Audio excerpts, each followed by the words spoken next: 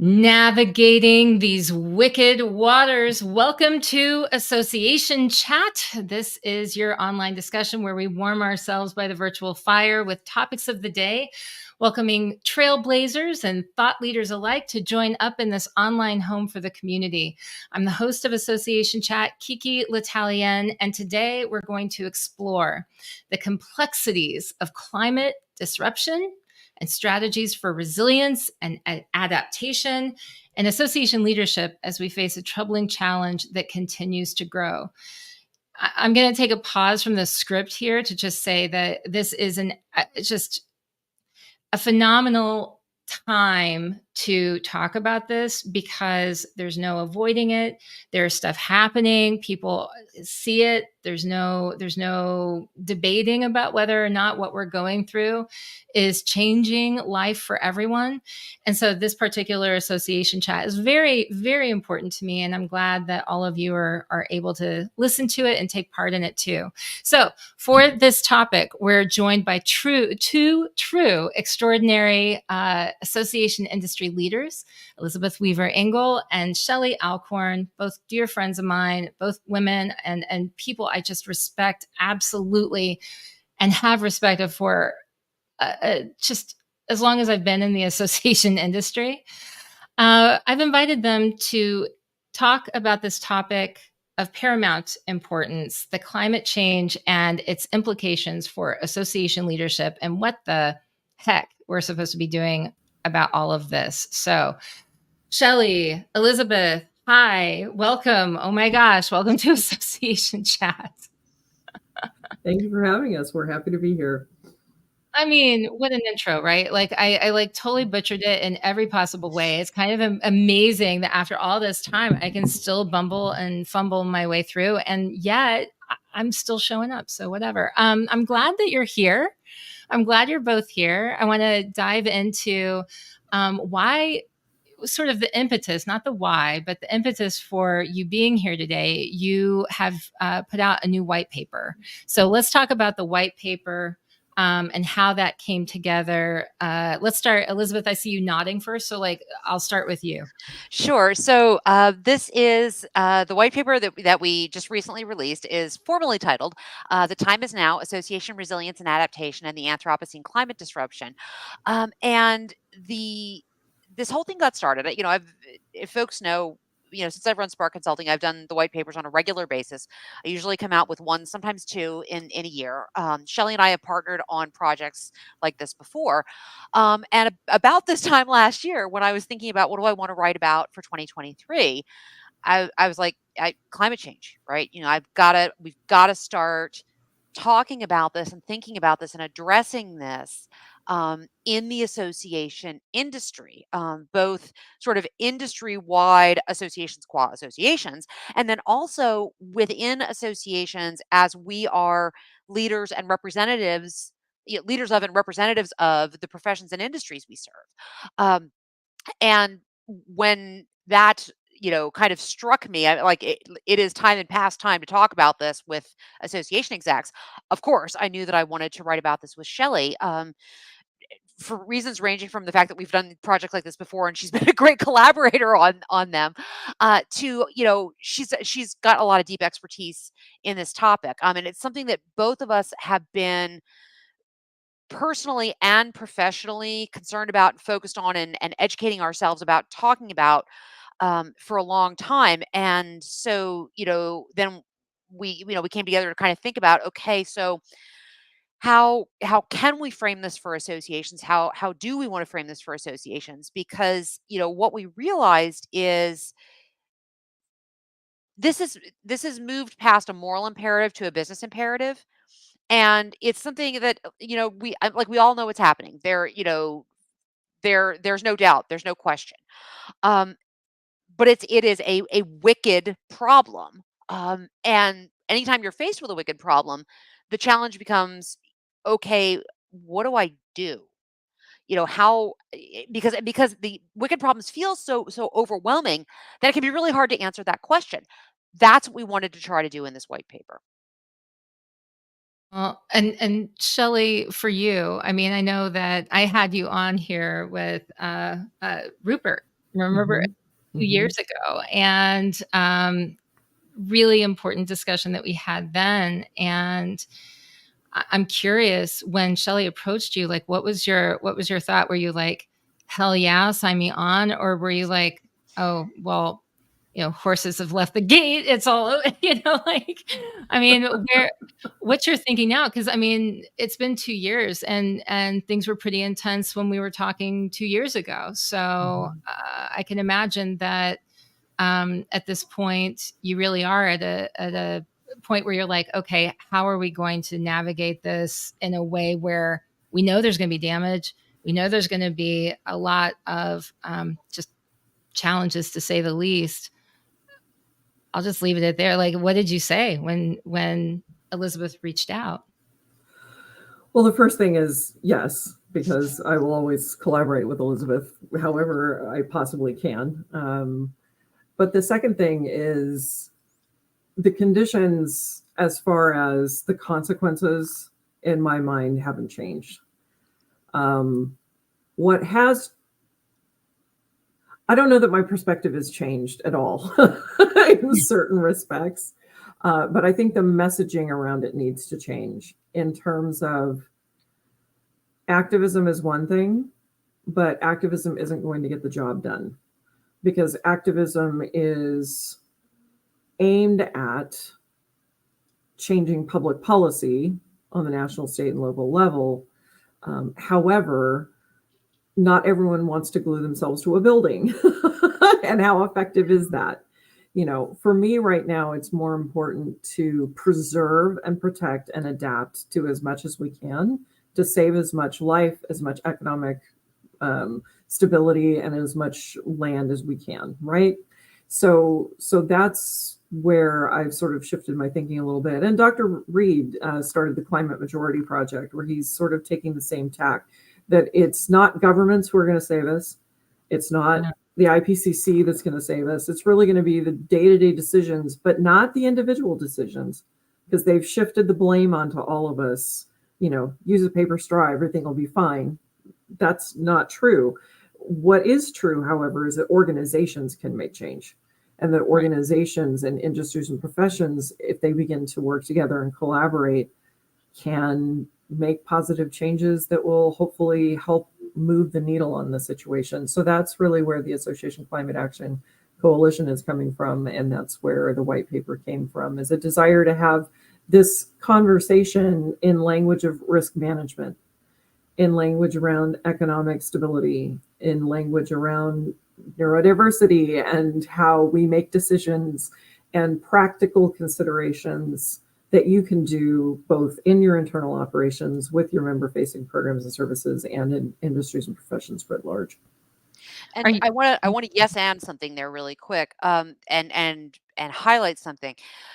The two the kind of foundational principles for us in this are one, it's going to take all of us, and two, associations have a lot more power than we might necessarily think we do. And to highlight something that Shelley noted, a lot of the conversation about responding to the Anthropocene climate disruption either is individual consumer choices, replace your furnace with a heat pump, get an electric vehicle, recycle, compost, blah blah. And sure, yes, you should absolutely do all that stuff. We're not saying don't do that stuff, but it's sort of individual consumer choices, or like it's all going to have to happen at kind of the UN international level, and that doesn't leave a whole lot of room in between there, where one of our contentions is it's actually kind of that middle layer that shows the most promise for being able to respond to all this. Associations are very much in that middle layer. Mm-hmm. Yeah, and I mean, and that's the thing where I kind of want to jump right in and talk about some of the examples that you're giving in the white paper, because you're both talking about this proactive adaptation and figuring out, well, what can we do? What kind of changes can be made? What can our associations do that will actually have an impact? And so, can you take me into some of those strategies, some of those approaches that you talk about in the paper? I think one of the things that we want to give people as a tool as we're talking about this, Shelly already pointed out there are, three kind of main areas in which associations can have an impact. One is as we think about our own internal operations as organizations, businesses, etc. One is as we look at what we do that's member facing, programs, products, and services there. And then the third is obviously professions and industries, right? So we kind of have these three different areas of influence. As we think about those three, there are two additional concepts to keep in mind. One is the concept of resilience. So, resilience Mhm. is something bad has happened. We want to make sure that we have our system built in a way that we can respond and bounce back. So, some of what we talk about very much focuses on how do you build resilience into your system? How do you make sure that that you have fallbacks and backups and you don't have single points of failure? And where you do have single points of failure, you've identified them and try to take some steps to ameliorate them. That's one piece of it. The other piece of it is climate change is fundamentally changing the way we work, the way we live, the way our communities are, the way our lives are. And with that, we are going to have to make some fundamental changes to the way we operate internally, what we do for our members, how we exist as professions and industries. So, as we talk about particular steps that organizations can take, we're looking at, and Shelly has a beautiful little like 3x3 matrix here where there's one more concept I want her to talk about really quick on the 3x3 matrix. But we look at, those three areas of influence: Mhm. internal, member facing, professions and industries. We think about how can we build resilience so we can bounce back? Where are we going to need to adapt and do things totally differently? And then, Shelly, the other part of the 3x3 matrix.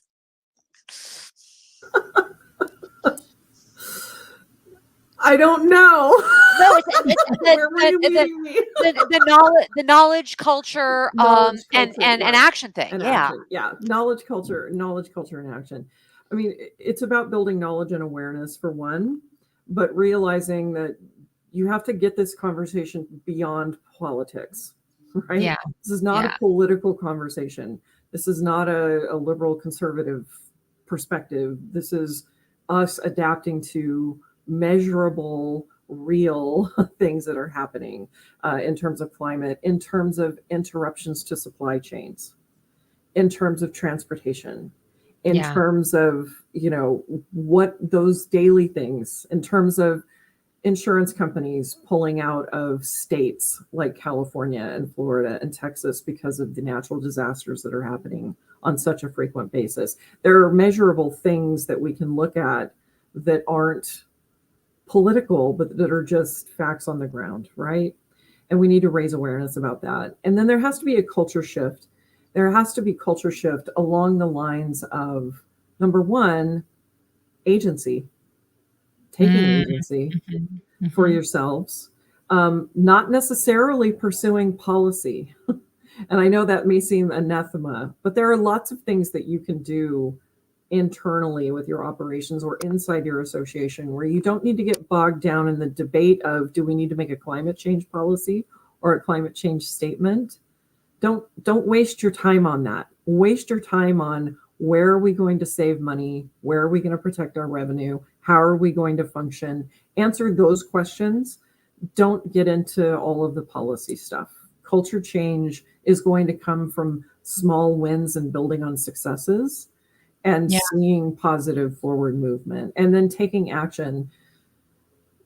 There are lots of tools out there, but they've not been talked about in the association community writ large. There are lots of pockets of innovation around that haven't been coalesced into an information repository that people can access. So Like there what? Like are what? Like so what? so actions, for instance, when we're talking about your investment policies, divest from fossil fuels. You can Mhm. You have lobbyists. We actually outspend the fossil fuel industry on lobbying, just in terms of sheer firepower in Washington, D.C.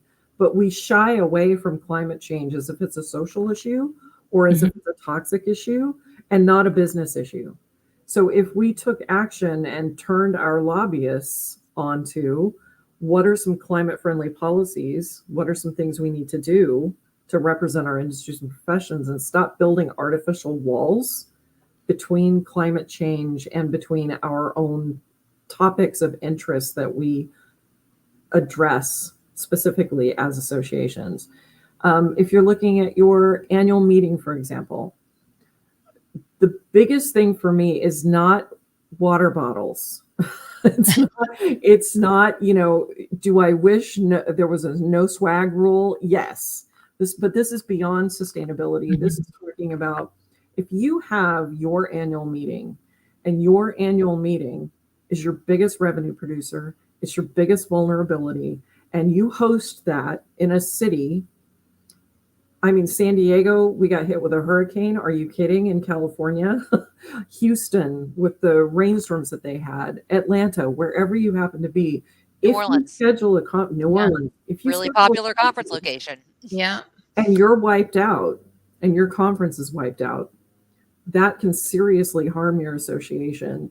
So we need to stop thinking about this all eggs in one basket idea, that's the revenue generator, and shift to a more regional strategy.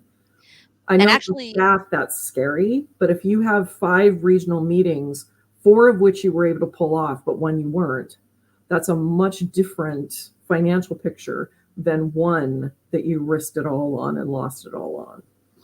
And actually that ties really nicely into talking about one of our specific case studies. So when I do the white papers, the sort of overall structure, whatever the topic is, the overall structure is pretty similar. There's the part that's kind of the theory, let's talk about the big ideas here.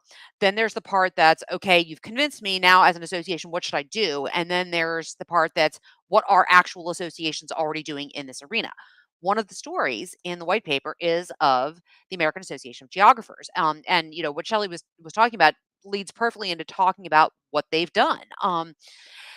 The focus of their case study is about their annual meeting. So in 2019, they had a completely member generated, members came to them, came to the national organization and said, hey, we want to start doing some work on assessing the carbon footprint of our annual meeting and reducing it.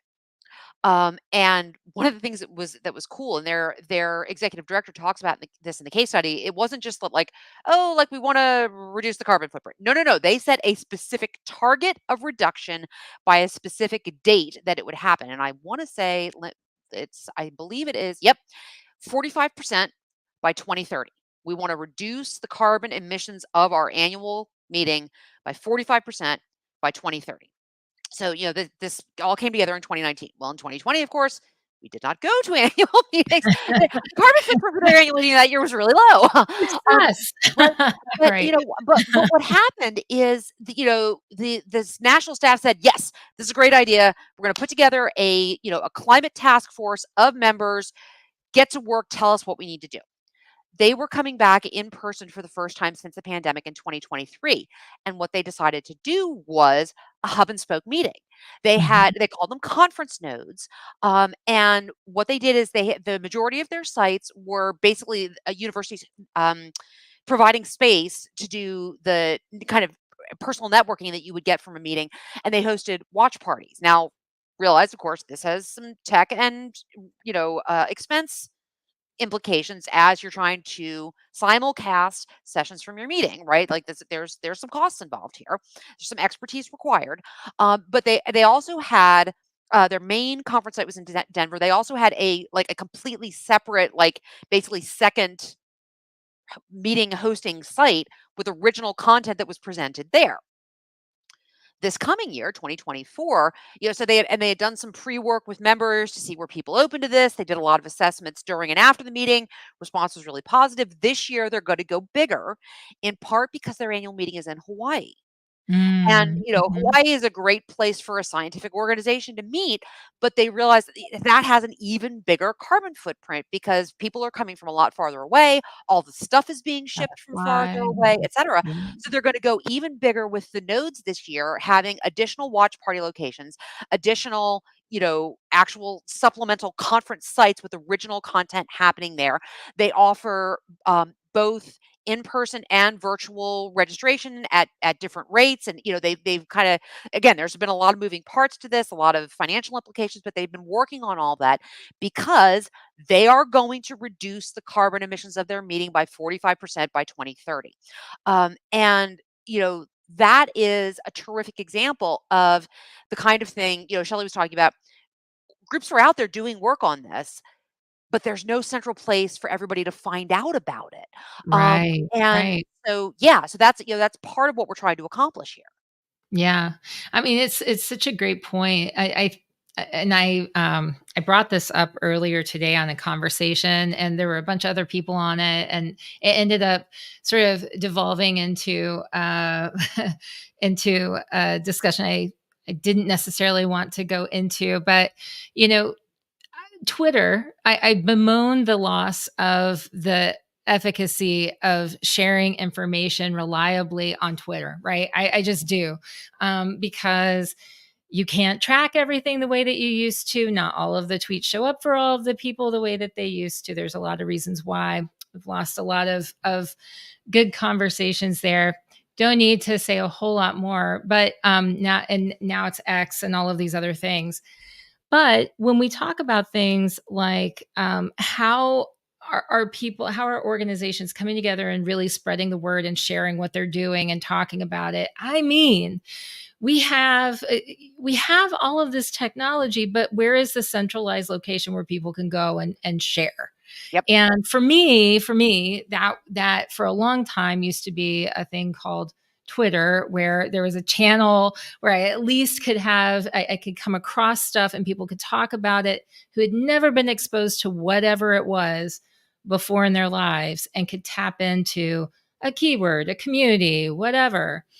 Um, and now it's like, what do we have that actually works like that at scale anymore that we can trust, right? And so it's a really great point because it seems strange to be surrounded by all of this gold, by all of this technological gold. We can do a million things. We can talk to people all across the planet, and yet, this seems like a very easy problem to solve, and yet here we are, where it's not being solved yet, right? Well, and that's another insight that Shelley and I had with writing the white paper is, you know, as we're getting into this, we're like, there's more to this than doing a white paper and coming on Association Chat to talk about it. And we're doing a webinar for Association Insights in Old Town tomorrow, and we've Mhm. got articles coming out, all the typical stuff that tends to happen after I do one of these collaborative white papers with somebody, right? We thought we think there's something more here, and one thing that kind of got us thinking that is back in May, ASAE did a webinar talking about associations that had kind of gone, the conference of parties, the UN COP meetings about climate. Mhm. One is going on right now. Mhm. And last year's COP meeting was the first time that associations had really gone and tried to have any kind of a significant presence there. And so ASA did a webinar back in May where it was the American Institute of Architects, the American Psychological Association, and ASA, of course, and the American Geophysical Union talking about their experience of going as associations to COP and what happened and the projects they were working on, all that kind of thing. And a lot of people attended, very active chat, and people were sharing things that their associations were doing in the chat. And it was kind of like, okay, we got to keep this conversation going. Well, how are we going to do that? And then, kind of nothing really happened from that. And then about, I think basically exactly a month ago, I had the opportunity to attend the Prometheus First Tuesday conversation. Mm. Mhm. And I had submitted associations and sustainability and environmental issues as one of the potential topics of conversation. It was picked. So, of course, I made sure to attend the session and go to that breakout room. And So, my first question for everybody in the breakout room is like, what's going on? And I expected people to maybe be talking a little bit more about things like we're looking at carbon footprint of our annual meeting or whatever. And that actually wasn't the way the conversation went. People were talking about interesting things happening within the industries that their associations represented. And we're kind of, chatting and sharing and sharing and chatting. And then, one of the people on the conversation, and there were some really good stories shared. One of the people on the conversation said, well, are associations kind of tackling this in a bigger way? Have they, made commitments? Have they come out with public statements? Are they providing resources? Are they doing stuff with regards to their internal operations or with regards to what they're doing for their members? And I was like, haha, yes, they are. Because we have a bunch of those resources listed in the white paper, even beyond the case studies that we have there. So I just started throwing the links from that in the chat. And this particular person who had asked this question had kind of an aha moment himself Mhm. where he was like, I'm increasingly realizing that this has got to be interwoven in everything that we do. I have a board call later this week. This is going on the agenda. We're going to talk about this. I now have some resources I can point to and some talking points from the conversation that we've had here today. And then I was like, aha, like we need to have a space for association professionals who are working on this to be able to share these kinds of resources with each other, because in fact, once you see that other people are doing this, A, you get good ideas. B, it becomes a lot easier to persuade your board. And C, there's just that feeling of like you're not in it all by yourself. There, like other people are working on this too. And so that was part of the reason why, we didn't just kind of release the white paper into the universe the way I often do, but we actually put together a dedicated website for it, which you have graciously shared as part of this broadcast. But, the Association Climate Action Excellent. Coalition.com, and or AC3coalition.com is a little bit easier to remember. AC the number 3 coalition.com. But that's a place that we're working on building where associations can go to share what they're doing, to ask questions, to get information. We're hoping to turn it into a full on community of practice where cohorts can say, hey, we want to work on a project around divesting our investment resources from fossil fuels. Yeah. How do we Yeah. do that? Does anybody have experience doing that? What do we need to do? And a group of people who are interested in working on that can come together and say, okay, let's figure out some good practices to make this happen. Yeah, I love it. I mean, just this idea of people being able to come together and have a conversation around how can we make the biggest impact as an organization where we sit now. I think it's a great conversation to have when it comes to this topic. I mean, maybe start there. Like, what can we do that would actually really make a difference? And then start to unravel, like, how do we go about doing it and making it happen? But I love the idea of having a regular community of practice where you're sharing this information and that people. By the way, I mean, what great value to have something like that where everyone's coming together and sharing this information. It's beautiful, beautiful. So, And we're oh, go ahead.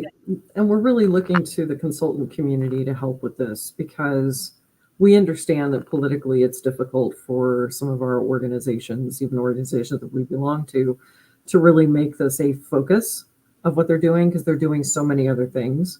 For us, this is a focus.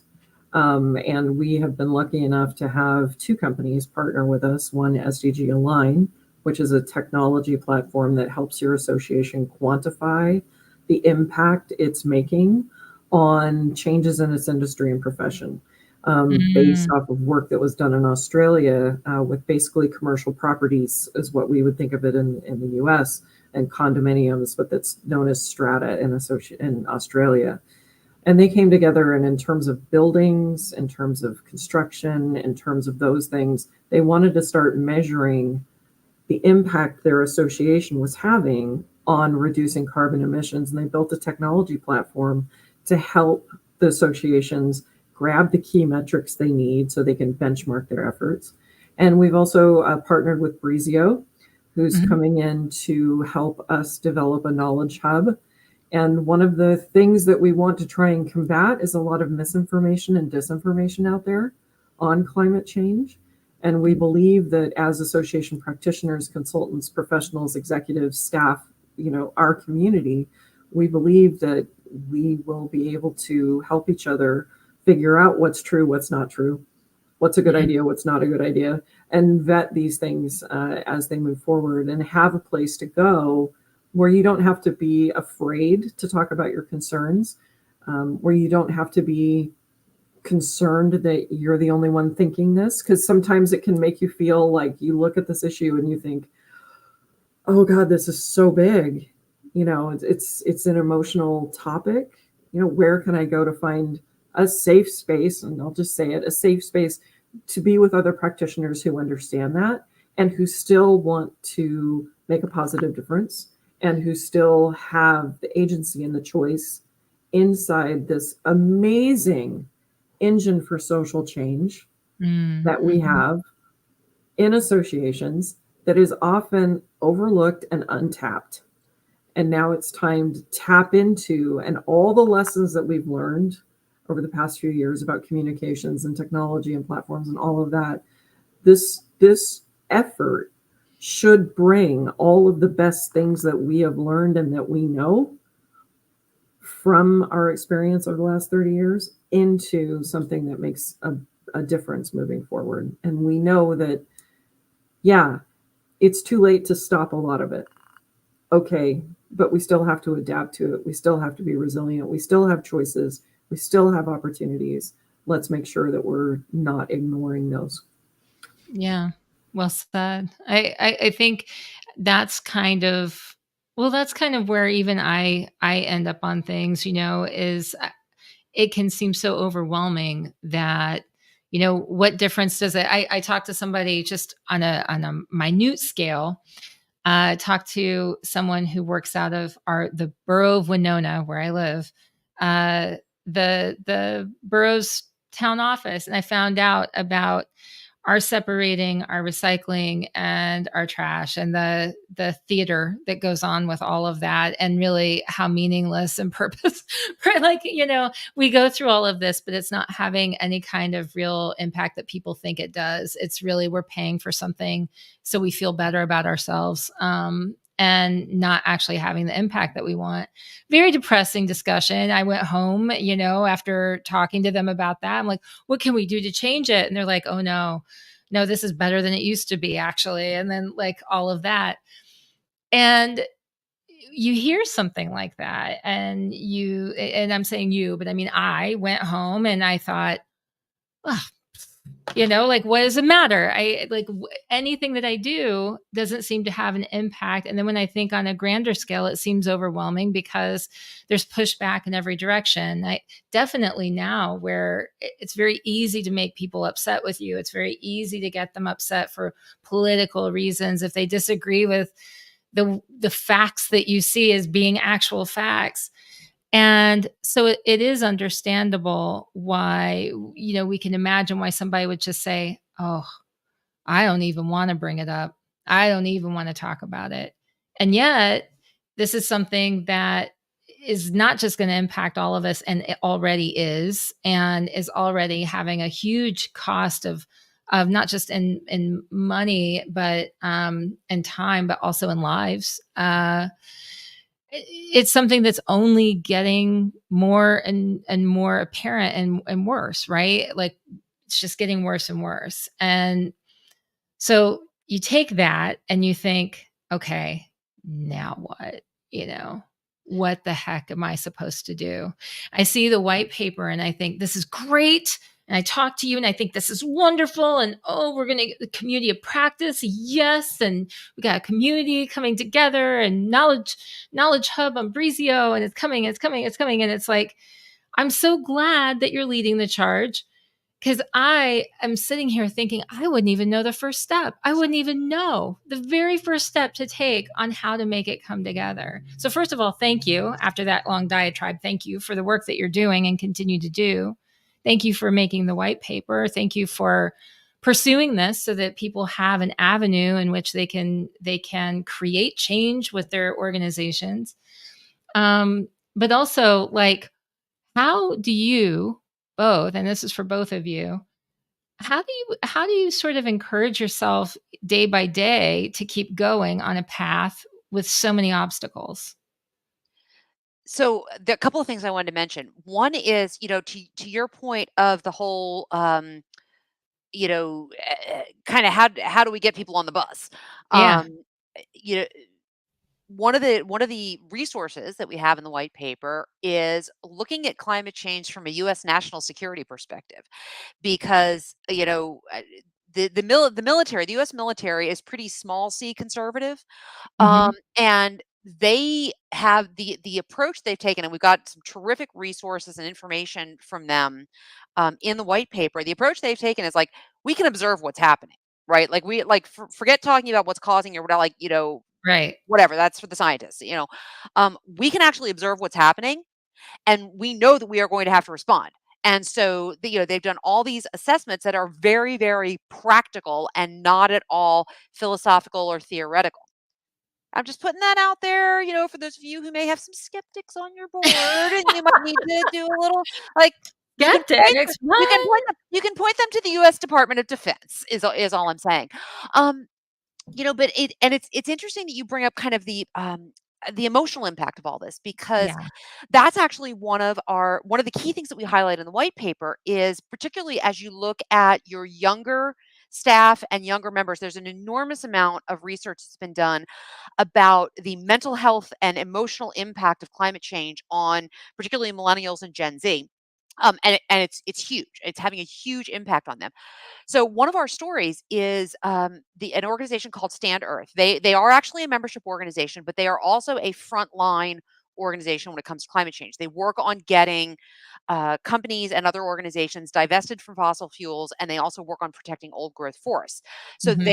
their staff ends up on actual front lines of climate action, which means they have been both sort of verbally assaulted, and also some of them have been physically assaulted at times. And what they've done is they have gone all in on protecting staff well-being and mental health.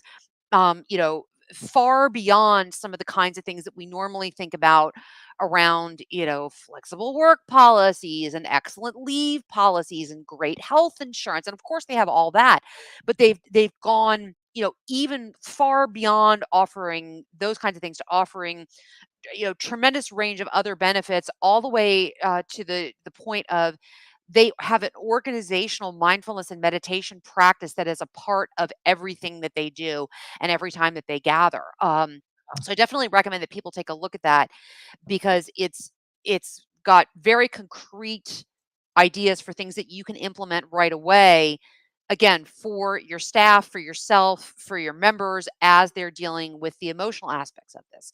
The third thing I wanted to point out quickly, before I turn it over to Shelly to respond, is one of the resources that we reference is some writings by a woman named Rebecca Solnit, who is a historian, author, really deep thinker. And one of the things that she talks about is that, we have this fear that if we really respond to climate change and make the changes that we need to in order to be resilient and adapt to climate disruption, that we're going to have to sort of regress to some sort of subsistence, horrific way of living, and we'll kind of have to give up, all of the abundance of our material comforts.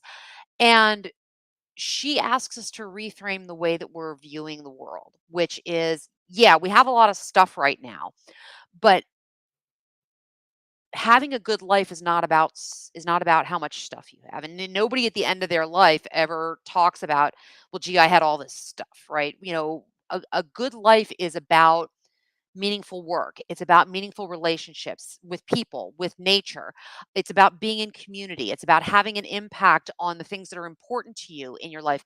And she basically says, like, we need to start thinking about all the ways that we're impoverished now, even Mm. in a world of material abundance. And even outside the United States, I mean, if you look at sort of globally, global extreme poverty has dropped significantly in the last decade, and that's a good thing. But in a world of material abundance, particularly those of us in sort of the global north, um, uh, you know, we're impoverished in so many other ways. And her point is, maybe the abundance is what's to come after we reorient ourselves towards what actually creates meaning in life. Mhm. Yeah. Yeah. I mean, I want all of that to be true. I want it to be true. Shelly, did you have anything to add to that? I do. And um, I just want to be forthright in that what I personally do is I try to do a couple of things. Number one, I try to not flinch at the consequences that are on the way. I try to keep my eyes open and accept the diagnosis. However, I don't believe that if you have received a terminal diagnosis that you stop living, right? Mm-hmm. I think it's a way for us to look at what could be and decide how to live anyway. None of us are getting out of here regardless, because life is what it is, right? Yeah. But we look at the truth. We don't shy away from it. We gather community. Mm-hmm. We take right action anyway, whatever right action that is for who we are. And for me, and this is not for everybody, this is just for me, my personal perspective, everybody's going to deal with things the way they're going to deal with them. The way I deal with it is I practice gratitude continually. Mm-hmm. Every cup of coffee I have, I am grateful that I have it. And I try not to look at the cocoa bean agricultural decline that's going on. Every time I walk in the grocery store and I see a stack of oranges, I'm just so excited that it's such a miracle that there are oranges there, knowing that at some point I may walk into that grocery store and not see those oranges. Yeah. And we had that first impact during the pandemic when I walked into my local grocery store and there was no bread, right? Right. Like, things can change very, very quickly. It doesn't mean we need to be scared of it. It means we need to accept it. Serenity is accepting the things I cannot change, courage to change the things I can, and the wisdom to know the difference. And so I'm not going to stop trying to make things better. I'm not going to stop writing about it. I'm not going to stop reading about it. I'm not going to stop talking about it.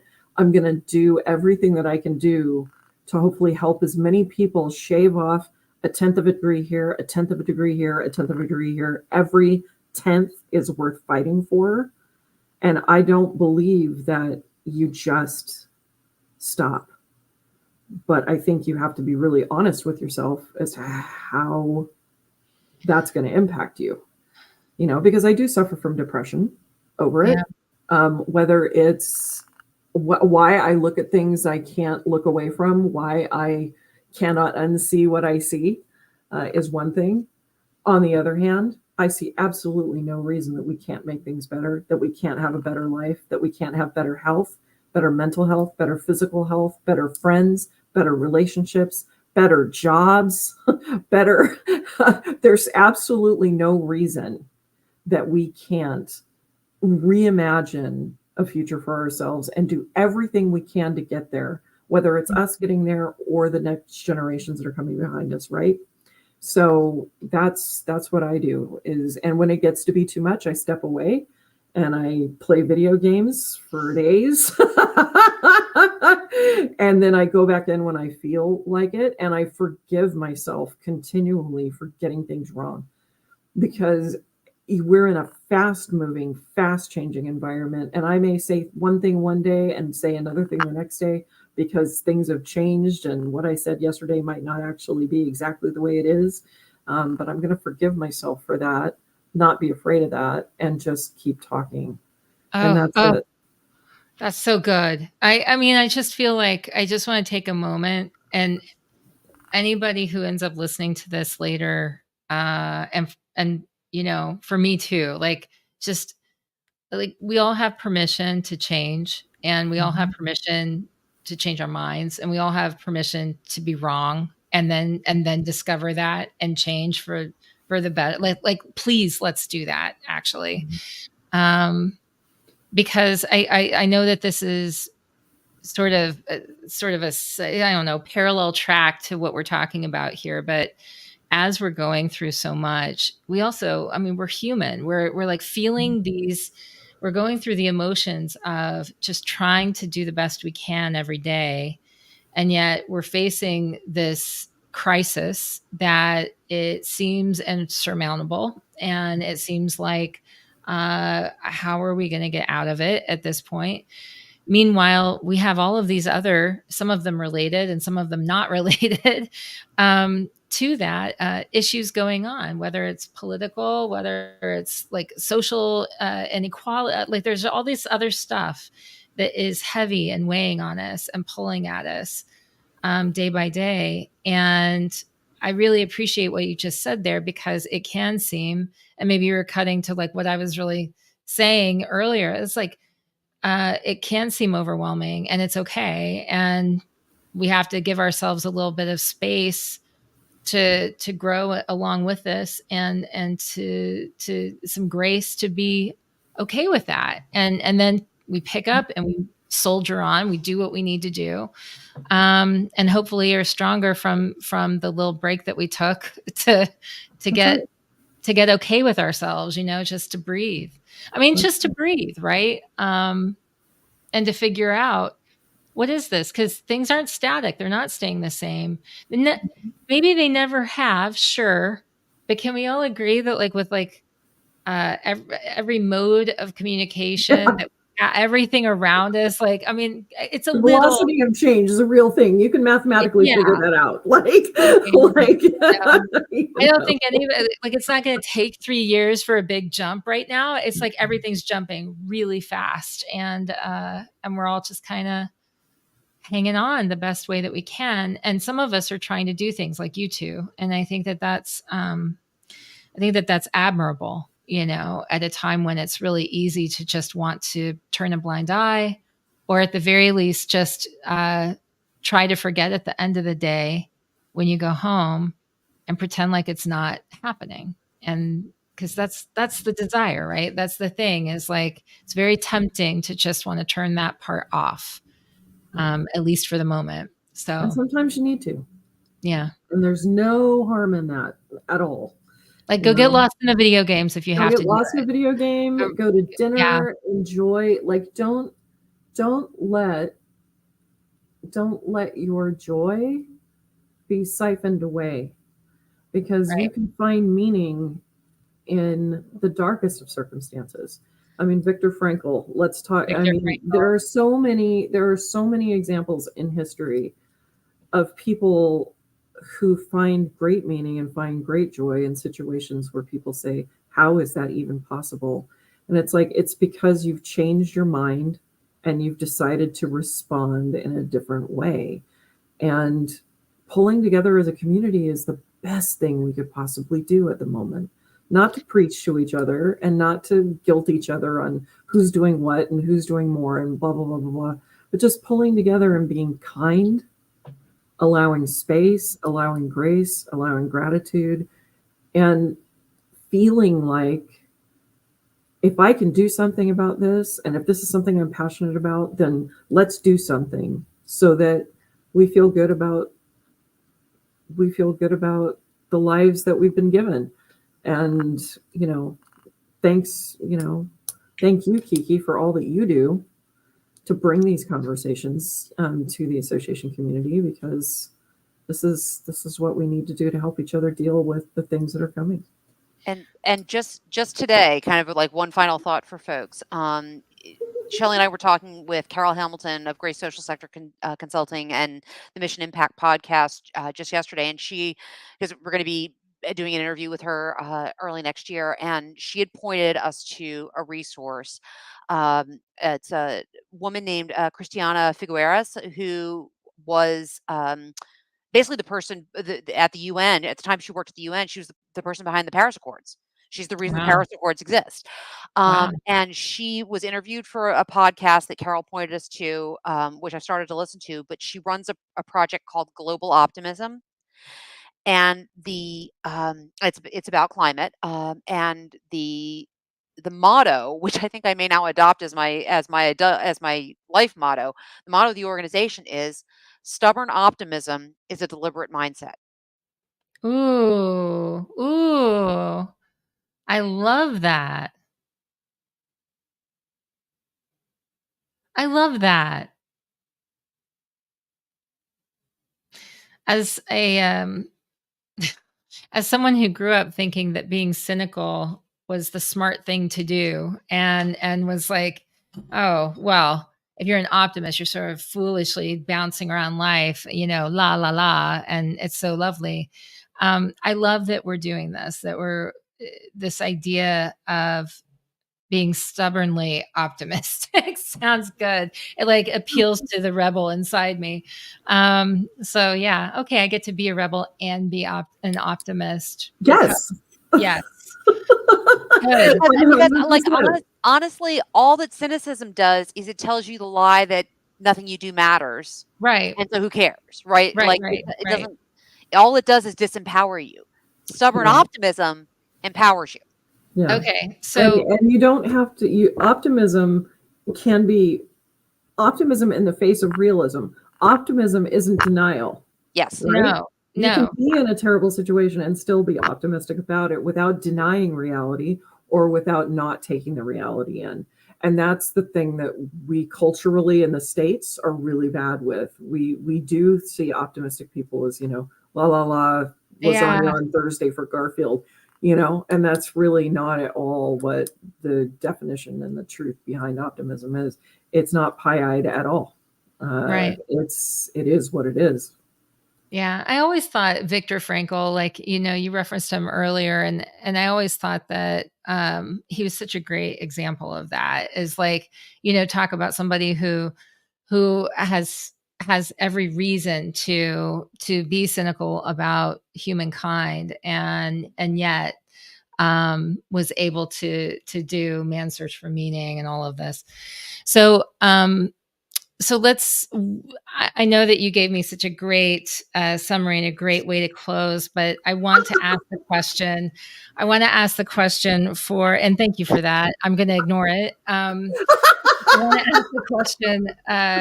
So for the person who says, this appeals to me, I'm an executive director of a small association who has done nothing yet having to do at all with how to navigate the climate crisis we're facing. And I want to build community. I want to talk about these things. What's my best first next step? Download the white paper. Download the white paper and read it. Yep. And when you go to as is always the case with Spark white papers, they're completely free. You don't have to give us any contact information. But when you go to the website, you do have the option, if you wish, to take a 3-question survey just to kind of give us a sense of where you are in this process. And you also have the option of, if you want to be kept informed about future future developments like the communities of practice, you give us your contact information. So do that. Take the white paper, read it. They're also in common with all of them. There's a whole section at the end of questions that you can bring to your staff, that you can bring to your board of directors, that you can bring to your other volunteer leaders, that'll help you start thinking through these issues together and making some choices about what's one action that we can take. Because don't start by trying to fix everything, change everything, throw everything. Pick one thing.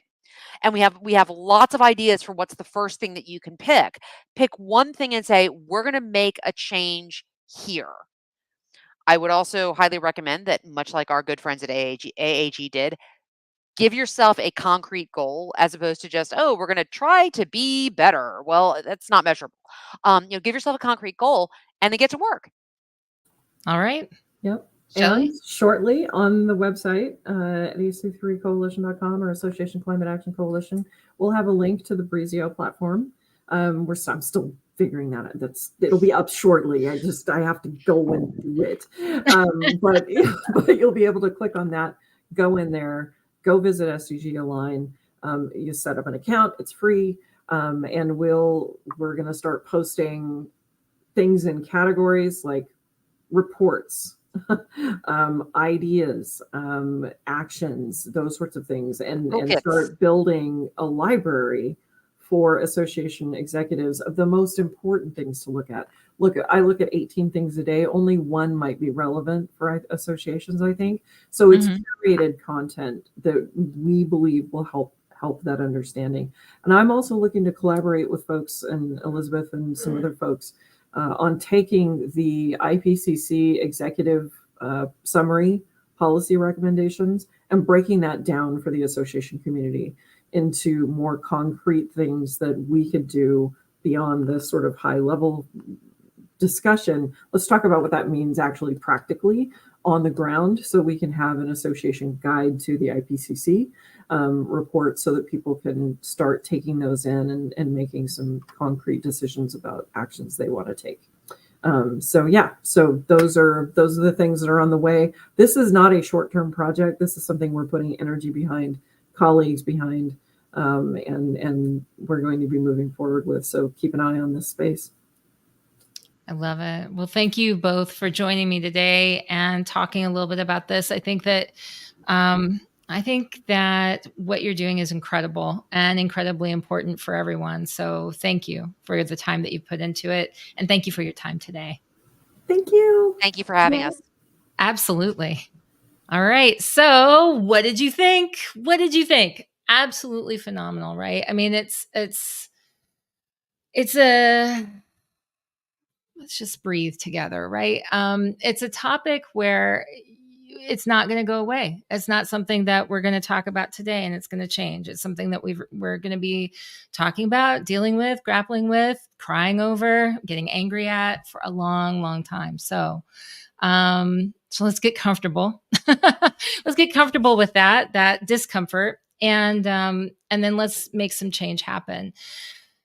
As always, I want to thank my guests again for joining me. I want to thank you for being a part of this. And I just have to say that I want you to keep being curious, keep asking questions every day.